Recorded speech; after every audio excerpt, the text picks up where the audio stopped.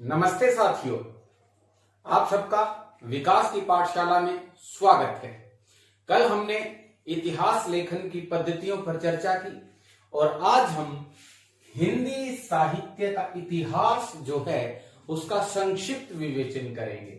संक्षिप्त विवेचन यानी कि हम समझने का प्रयास करेंगे कि हमने साहित्य को किस प्रकार कालखंडों में बांटा हुआ है।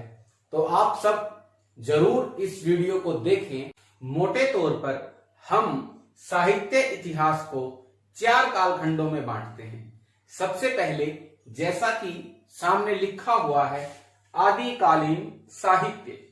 आदिकालीन साहित्य के अंतर्गत जो काव्य परंपराएं रही उनके बारे में हम बात करते हैं। यदि हम आदिकालीन साहित्य की बात करें तो रासो साहित्य, रासो साहित्य का एक महत्वपूर्ण स्थान रहा आदिकालीन साहित्य में। जैसे पृथ्वीराज रासो, परमाल रासो, खुमान रासो, ये सब रचनाएं रासो साहित्य के अंतर्गत रची गई।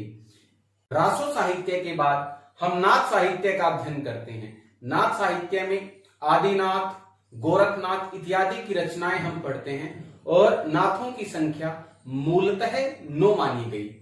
नाथ साहित्य के बाद सिद्ध साहित्य की परंपरा, सिद्धों की संख्या 84 मानी गई और इनके साहित्य का अध्ययन भी आदिकालीन साहित्य के अंतर्गत किया जाता है। सिद्ध साहित्य के अतिरिक्त जैन साहित्य का अध्ययन भी आदिकालीन साहित्य के अंतर्गत किया जाता है। जैन साहित्य की रचना मूलतः अपभ्रंश भाषा में हुई, इसीलिए इस साहित्य को अपभ्रंश साहित्य भी कहा जाता है। अमीर खुसरो और विद्यापति, ये 2 नाम मैंने विशेष रूप से लिखे हैं क्योंकि इन दोनों की रचनाएं आदिकालीन साहित्य के अंतर्गत ही आती हैं। अमीर खुसरो, जिन्हें खड़ी बोली का प्रथम कवि या प्रथम रचनाकार माना जाता है, इनका साहित्य भी आदिकालीन साहित्य के अंतर्गत आता है। और इसके अलावा जो विद्यापति हैं, विद्यापति की जो कीर्ति का आधार है, जो इनकी प्रमुख रचना है पदावली, ये साहित्य भी आदिकालीन साहित्य के अंतर्गत आता है। आदिकालीन साहित्य के बाद भक्तिकालीन साहित्य का दौर शुरू होता है। जो भक्तिकालीन साहित्य रहा उसमें मूल रूप से 2 काव्य धाराएं बही, निर्गुण काव्य धारा और सगुण काव्य धारा। निर्गुण काव्य धारा वे कवि जो परमेश्वर को अगोचर है, निर्गुण है, निराकार है और उसका कोई रूप नहीं है, ये संत कवि थे। और निर्गुण काव्य धारा के अंतर्गत 2 काव्य धाराएं हमें देखने को मिलती हैं, ज्ञानाश्री और प्रेमाश्री। ज्ञानाश्री काव्य धारा के जो सबसे बड़े कवि हैं या जो इसके प्रवर्तक कवि हैं वो हैं कबीरदास। और प्रेमाश्री जो काव्य धारा है, इसके जो प्रवर्तक हैं वो हैं मलिक मोहम्मद जायसी। निर्गुण काव्य धारा के बाद जो दूसरी काव्य धारा हमें भक्तिकालीन साहित्य के अंतर्गत देखने को मिलती है वह है सगुण काव्य धारा। सगुण काव्य धारा के जो कवि हैं उन्होंने व्यक्ति विशेष को अपना आदर्श मानकर उसकी पूजा की और उसके संदर्भ में रचनाएं की। कृष्ण काव्य धारा और राम काव्य धारा, ये 2 काव्य धाराएं मुख्य रूप से हमें देखने को मिलती हैं। कृष्ण काव्य धारा के प्रवर्तक कवि सब जानते हैं, सूरदास जी हैं।